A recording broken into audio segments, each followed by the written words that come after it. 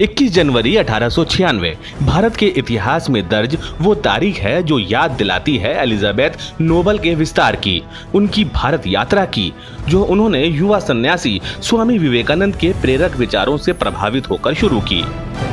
जब स्वामी विवेकानंद शिकागो सर्वधर्म सम्मेलन में भाग लेकर वापस लौट रहे थे, तब वहां के अखबारों में विवेकानंद की विद्वता और आध्यात्मिक शक्ति की प्रशंसा में लेख लिखे गए थे।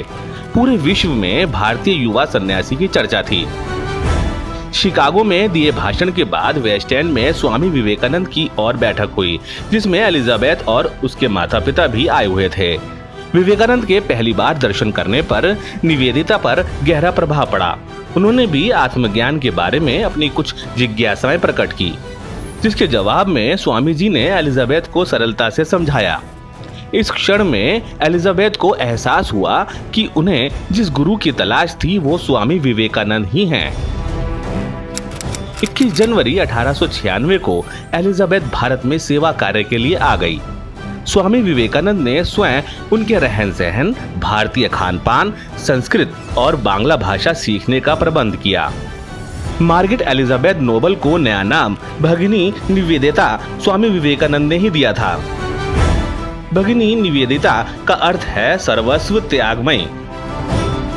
इस नाम में छिपे हर गुण को भगिनी निवेदिता ने हकीकत में साकार किया। भगिनी निवेदिता किसी भी भारतीय पंथ को अपनाने वाली पहली पश्चिमी महिला थी। यहाँ आकर वो रामकृष्ण परमहंस मिशन के सेवा कार्यों से जुड़ी, यहाँ की भाषाएं सीखी और फिर अपनत्व के भाव के साथ ही उन्होंने भारतीय महिलाओं की स्थिति में सुधार लाने की दिशा में काम शुरू किया। अनपढ़ महिलाओं से संपर्क साधकर उनमें जागृति लाने का प्रयास किया। उन्होंने महिलाओं को सशक्त और अपराजिता बनाने के लिए सबसे ज्यादा बल स्त्री शिक्षा पर दिया। अतीत में किए गए उनके प्रयासों के नतीजे देखने हों तो आज भी निवेदिता गर्ल्स स्कूल में जाकर देखा जा सकता है, जो कलकत्ता में 1898 में उन्हीं के द्वारा स्थापित किया गया। स्वामी विवेकानंद के देह त्यागने के बाद उनके मिशन को संचालित करने का दायित्व भगिनी निवेदिता ने संभाला और उसे अच्छी तरह निभाया।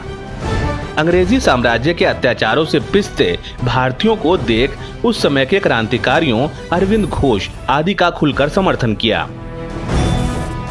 उनके इस क्रांतिकारी उभार को देख रामकृष्ण मिशन ने उन्हें अपने मिशन से अलग कर दिया।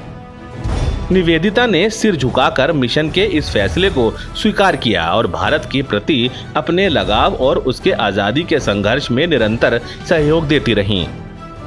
वो भारत में सिर्फ 13 साल रहीं, लेकिन इस छोटी सी अवधि में उन्होंने भारत की भारतीय अवधारणा को पल्लवित पुष्पित किया। टैगोर ने निवेदिता के बारे में लिखा है, निवेदिता के दर्शन करने पर ऐसा लगता है मानो मनुष्य की आत्मा के दर्शन कर लिए हों। वे सच्चे अर्थों में लोगों की माँ थी। अगर उनके पूरे 44 साल के जीवन का सार समझा जाए तो कहना उचित होगा कि भारत के लिए उनका ये समर्पण ही उनके जीवन का व्रत था।